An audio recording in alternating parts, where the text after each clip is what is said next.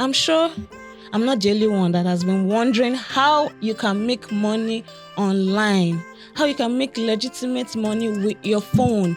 You know, you must have been thinking, is this freelancing thing even real? Don't worry, guys, you're not alone. You must have been tired of scrolling, tired of buying courses, tired of being broke. But if I tell you there's someone who knows your struggles, not just because she's been there, but she's been there, done that, and she's turning it into a movement. Online, we know her as Raye. She's the founder of VSavvy Academy, a digital learning community that helps and teaches young Nigerians how to enter the freelancing world and make legitimate money, guys, at the comfort of their homes. Today, Raye is not here to go viral, guys. She's here to give you the tips and pointers on how to make money with your mobile devices. That's not just for vibes, but for value. Please welcome Raye. Hello, Raye. It's good to have you on the show. Thank you, and I feel very much welcome here. Celeb. Well, I'm happy you're gracing my table today. Thank you. So, Raye, what exactly is freelancing? Because when I have these conversations online with people, I hear people say it's just you knowing something and then people paying you for something. Like, it doesn't sound right. What exactly is freelancing? So I'll just put it in a layman's term. Okay. Freelancing is like the act of working for someone for a period of time and getting paid for that period of time, but you're not privileged to employer benefits. Employee, is it employee or employer? Employees benefit, whereby they give you allowance, break, travel allowance, all those health benefits, insurance, and things like that. So it's more like a short-term agreement to work with this person for a certain number of time. You can do the work at any period. It doesn't have to be like 8 a.m. to 5 p.m. No. Wow. They just tell you. Not like the regular 9 to 5. Exactly. They just tell you, this is what I need you to do. And you can decide that you want to do it by 2 p.m. this time or 3 p.m. It is completely work at your own time, at your own pace. That means it's a very great way to start your career. It is, especially if you're the kind of person that you want privacy or you want to own your life. Yeah. If you don't want to always work to pay bills, you want to have access to your own life, it's a great way to start your career. Like a work-life balance. Yes, you want to have a thing. work-life balance whereby you're still working, you're still making money, but you're not completely dedicating yourself to a career path and forgetting your real life. Wow. I think I'm going to change my career path. So, speaking about your free 7 days challenge, right? What was it like for you? What was the turnout for you? Because I followed that and someone was like, Raye, you need to audit this information. If you continue saying this, people will know all this information and get access. That market will become saturated. So, what's your take on that? Honestly, a lot of Nigerians like to gatekeep. And I think that's one of the problems we face as a community trying to grow. If you guys notice something with CBEX and all, where people were trying to hoard and gatekeep information. So when I wanted to start that 7 days free challenge, someone reached out to me and the person was like, not even one person, even in the comment section, people were saying it. Oh, this thing you're trying to introduce people into, something where we manage. Now you won't cast out. Wow. That was the word people were using. And I'm like, wait, there are lots of people that actually do freelancing in Nigeria. You see them spending good money and you think, oh, this is a fraudster, that is a fraudster. Whole time they are either doing freelancing or full-time remote jobs, right? But then they are hoarding this information. And now when they see someone trying to give out that information, they feel threatened, or triggered, like, oh, what this person is giving out, now it's a cost and the job market will not profit of it again. And honestly, it was crazy when I knew that a lot of people think that way. But yeah, basically that's Nigeria for you. So that means you must have heard a lot of stories from the sign-ups and from people that turned up for this 7 days challenge. Give me one gist of someone's story. Like, okay, what's it like? Okay, so I think when I started the challenge, I told them to build their personal brand on LinkedIn, right? So one of my best message I got was when someone reached out to me and said, I just came on LinkedIn because of you, and I actually think in this 5 days, 7 days, 5 days period, I've had a positive mindset and my life has completely found a U-turn. Wow. Yeah, so I kind of feel like that direction is what majority of people in Nigeria need. You know, the direction to have like another phase in life. Maybe you were lost or you did not know your path or whatever.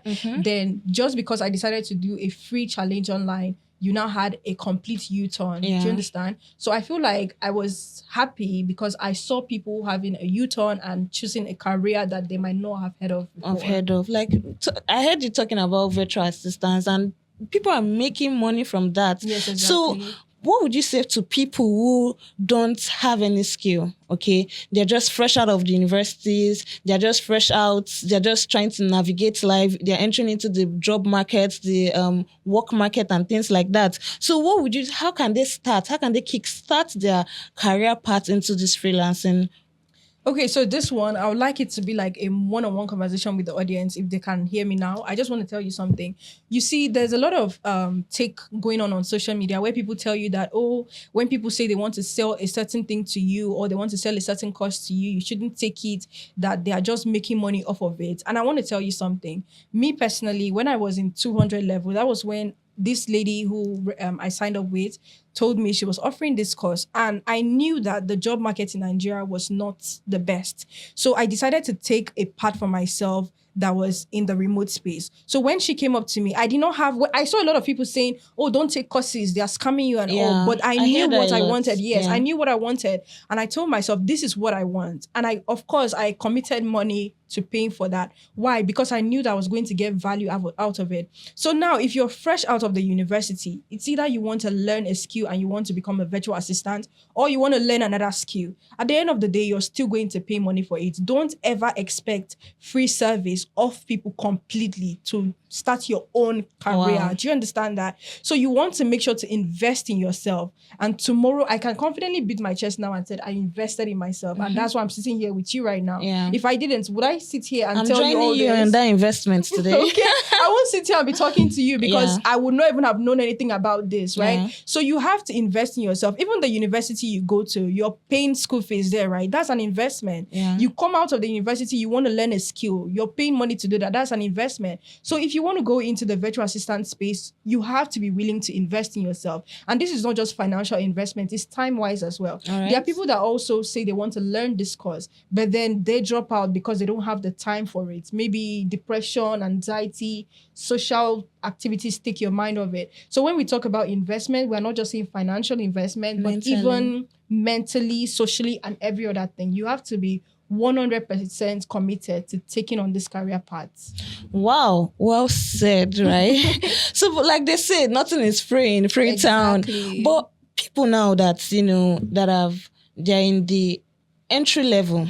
Let's come down a bit to the entry level people that they have a bit of knowledge on skills and things like that. How can they put themselves out there? Like someone said, you have to all this information. You're gonna get people to flood that market. People want to flood that market. People have learned a bit of skills. How can they generate money? How can they connect clients to reach out to them?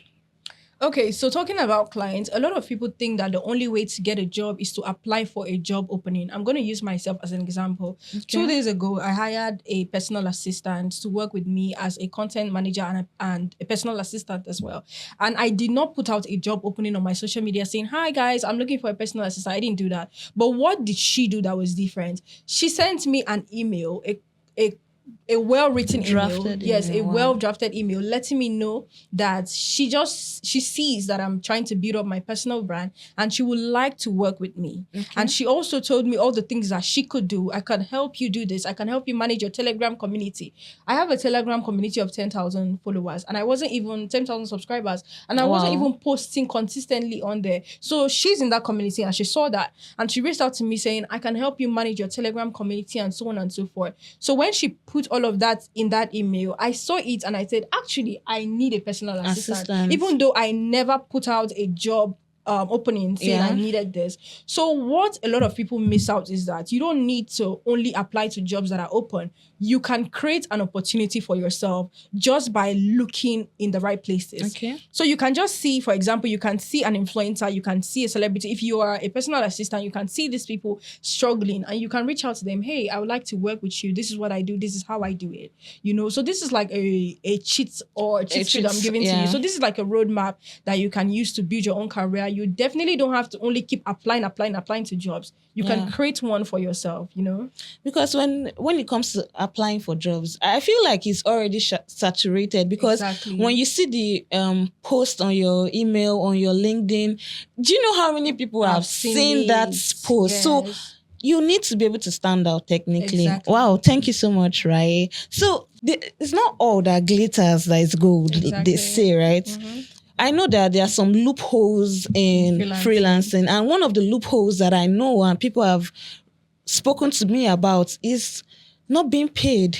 Because someone said that he got a freelancing job and did all the work he had to do and all of that. And when it was time for the payments, the guy went AWire. You understand? He just ghosted and didn't pay him for the job that was done. So how can you protect yourself? How can people protect themselves from scammers and people that are going to ride on them like that? Okay, I'm going to use myself again as an example. When I started my freelancing career, I also met scammers.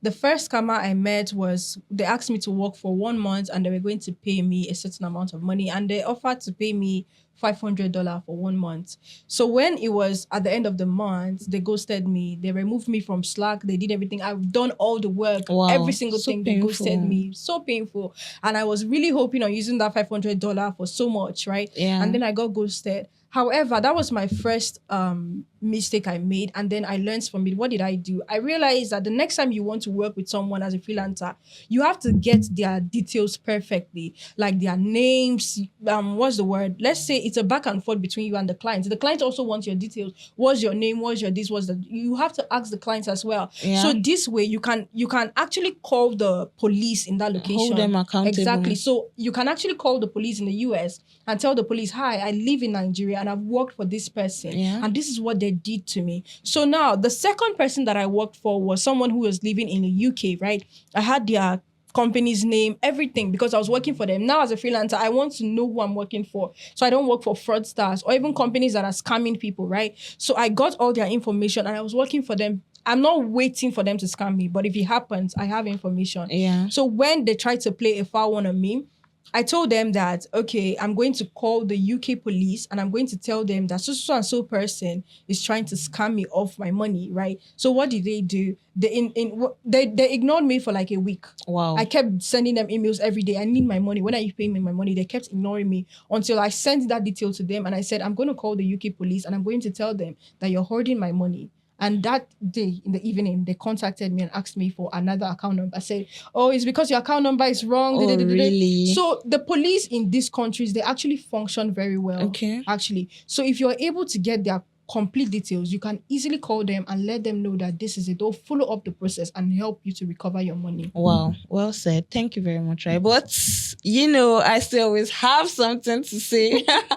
So, that, okay, what are the freelancing platforms people could use to request for jobs and look out for jobs technically? Okay, so number one freelancing platform is Upwork. Now, why do I recommend Upwork? I recommend Upwork because I've seen a lot of Nigerians secure jobs on Upwork. I've seen them actually break into the space and they have done well. But the problem now is that Upwork requires that you pay for Connect. And a lot of people are poor, so they don't have money to pay for Connect. However, it is a platform that if you know what you're doing on Upwork, you would secure a remote job, right? We also have another platform called Hubstaff Talent. Okay. Yes, Hubstaff Talent, you're not going to pay a single dime for it. All you have to do is sign up to it and understand how to use it. Okay. We also have Fiverr. Okay. We have freelancer.com. So these are freelancing platforms that if you go and learn how to use, you can use it to get a contract or a gig. Thank you. But again, I see people, you're not the only person that talks about freelancing, talks about how you can get jobs on freelancing, and we see that, okay, the amount of money that you guys call, are you sure this is real? You hear in a month I made 3 million naira, in this I made, by the time you look back at your 9 to 5, you're like, are you sure this part is the right part? So how true is this amount of money people are making? Because I know someone, a close relative, who opened, I think Upwork or Fiverr, I can't really remember which particular platform rather. But he couldn't use his information to open this account because of gender, biasness, and also because it's saturated. You have Indians, you have other countries that are competing, and they're even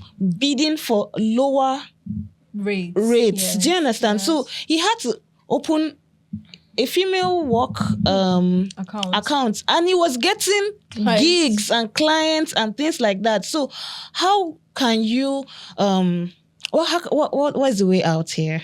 Okay, so basically, when you talk about if people are actually making what they say they are making, if you had asked me this question when I started freelancing, I would have said no, it's a lie, until I experienced it for myself in 2024. In 2024, last year, in 2023 December, on my birthday, I got an interview with 3 marketing agencies. And this, because right now what I do is marketing, and these 3 marketing agencies, they were willing to hire me for $600 per hour. The other one said per monthly. The other one said $700, $600. No, $600, $700, and so on and so forth. And when I put that money together, I realized that in 2024, starting January 2024, the amount of money I was making in a month was more than what I made in 2023 for 3 months. Wow. And that was when I noticed that the way to actually make more money as a freelancer in Nigeria is to get more clients. Okay. So one client might not pay you that 3 million at large, right? So you have to look for a way to, when you get one client, don't settle down with that one client. You want to try to get another and another, if you can manage 3 jobs, right? So people think that 9 to 5 is the most difficult job ever, but freelancing, people that do freelancing, they even do more than 1 job, more than 2 or 3 jobs, because they want to make more money. So when you hear people say, I make 3 million a month, it's not something to doubt them, because you have no idea how many hours they are putting into making that amount of money. And number 2, majority of the freelancing job, as long as you're not doing it for Nigerian companies, you're earning in a foreign currency. Okay. And if you convert just $100 to Naira, that's over 160,000 Naira right now. Sure. So imagine that you're earning 160,000 Naira from one company for like 3 days, in 3 days. So of course it is very achievable to do that, because Naira has fallen, right? So you might think it's a lot, but it's not a lot. Naira has really gone down. So it's actually very achievable. Yes, when you convert it, it's actually a lot of money. Even $1,000 right now is over 1.6 million Naira. Right. So imagine if you're having 3 jobs that are paying you $1,000, that's a lot of money at the end of the month. Whoo! Yeah, spilling. But let's go on a quick commercial break and we'll be right back, guys. Bye. Welcome back to the conversation, guys. We've spoken about, the freelancing. We've spoken about the academy. So let's flip the script a little bit. So some people say you unintentionally became more than just a founder. You became the voice of the generation. Let's take it back to March 16th, if I'm right. What was it like for you? What was it like for you when you brought up, you did the video that's, about how the economy and Nigeria has been so far? What was it like for you? Guys, why am I going to get a crate of egg and they're telling me it is 6.5? It doesn't make any sense that egg will cost 6.5. Like, I literally can't remember when egg used to cost 800. What happened that day? Gone. Give us the tea. Okay, so I actually think it was March 14th I made the video, but then it was March 16th that people started catching up with it and all. Right. So on March 14th, that was when they brought my NEPA bill, and I used to pay I'll just give a range, right? 50K below, right? And then when they brought the NEPA bill, it was over 100,000, which is God. It has spiked up like times double, 2. 3, not even 2, 3 the amount. And I looked at it and I'm like, why is it this amount? And then they just started giving me different excuses that it's because we are now in this band and that band. I'm like, it doesn't make any sense that people should even pay this much amount of money for electricity bill. Do you understand? And then I also went after that. No, I actually went to get groceries before that. When I went to get groceries, I'm like, I want to buy a crate of egg again, just like I bought last time. And they said, it's now this amount. I'm like, why? I literally bought this thing like 2 weeks ago. My friends came and packed the eggs in my fridge. Why? Why is it this amount? So it's I think I was actually very frustrated that everywhere I went to that day, things were bills not adding upon up. Bills. Everything was just double, and it felt very frustrating as soon as I got home, and I'm lamenting that why we even spending this much amount of money on this. And then my security just say, "Ma, they don't bring bill." Oh my On God. top of the frustration, I'm like, what again? And they say, see new NEPA bill. And they were now even threatening to cut the light that they brought the bill since, and it's just now. Wow. And I got really frustrated. I went into my room and I cried, and I just said, you know what, maybe I should talk about this and something will happen. However, that video was I did not expect the reactions I got out of it, because I put it out there purely on frustration. And at that time, I had just less than 500 followers on Instagram. So I wasn't expecting that anyone would even see it like that. So when I saw the turnaround, I'm like, this is crazy, because honestly, this is not my doing anymore. Yeah. So I unintentionally just came up from posting one video to express my emotions and everything. Wow. But you know, when something goes viral like that, comes with a lot of pressure, a lot of blogs, a lot of nosiness and things like that. How were you able to navigate that? How were you able to shield yourself from that? Okay, so did not just come with a lot of pressure, also came with threats, and the threats majorly came from people like you and I that supported these people. It is so bad that you can't even just pick up about the government because they feel like they have chains to hold you. You're already calling me to threaten me. So when I saw this threat, I thought that maybe if I spoke up, a lot of people like you and I would actually join me. But then it wasn't what I expected. And I'm like, wow, I had no idea that we ourselves would attack each other for this thing when we are all suffering it. Yeah. But then the people who were in my corner that period, they advised me that you need to take things slowly because you live in this location and you're a girl. So if anything happens, there will be no one there to actually protect you. So I had to turn around and say, you know what? I'm going to do a U-turn. I'll just slide out of this. Because this is threatening to my life, and I just had to stop. Is that why the 30 days challenge came in, and how was it like technically? When the 30 days challenge came in, a lot of people took over, like a lot of influencers, they started taking over and creating content to increase awareness for the challenge, which was a good thing. However, during that period, I started trying to pipe down because more eyes were on me so I had to pipe down, and I allowed other influencers, majorly were men, they took it over to take it up, and I just gave them the chance to take it up and all while I just slowed down. So wow, we've almost finished today's session. In fact, if you leave me, my producer say Tolu leave. But what advice would you give to Nigerian youths that are starting out, that are scared, and they don't know what to do right now? What's one advice you give to them? If there's one thing I always say is that you have to see yourself first as someone who is worthy of being invested in. Okay. So if you want to ever make it out, you have to ask yourself, am I worthy of someone investing in me, or am I worthy to invest in myself? If you think that you're worthy to invest in yourself, that means you're going to go 100% into yourself. True. These investments could be starting your business, starting your career, whatever you want to do. The first thing you have to ask yourself is, am I worthy of this? Yeah. So if you think you're worthy of this, then you definitely want to go 100% in. But the reason why people have doubts, like, oh, should I really do this? Am I good at it? Is because you don't think you're worthy of it.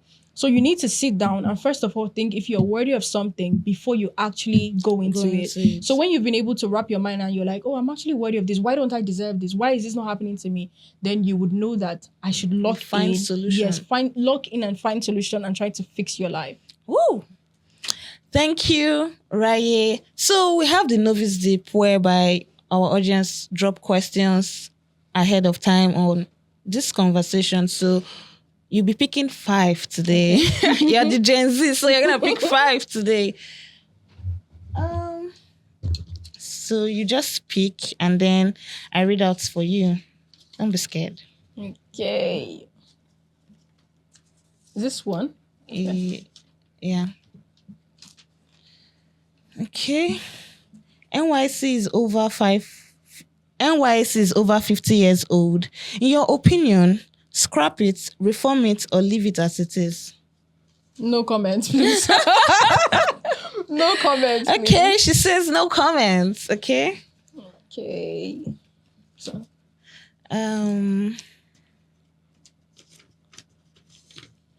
Do you think Gen Zs are politically aware or just digitally loud? That is a very sensitive question. Okay. Because when people talk Gen Zs, they are obviously putting us as audience that are young and they think we are immature. But a lot of Gen Zs are actually mature and we are very much aware of our surroundings right now because Gen Zs are woke. already, yes, we are woke. We're already living by ourselves and we know what we want at this point. So I think right now, Gen Zs are, what's the other, politically aware? Aware. Yes, I think we are politically aware, but we are also, is it digital? Yeah, digital. Let me read it for you again. Okay. Do you think Gen Zs are politically aware, or digitally loud? Okay, so I believe that they are politically aware and they are still digitally loud. All they need right now is a physical push to bring them out of that scape where they are, that to bring out that awareness. So right now, a lot of Gen Zs are very much aware. So you just have to like push them out of that digital world to the real life world, and they will show you that they are aware. Good Gen Zs.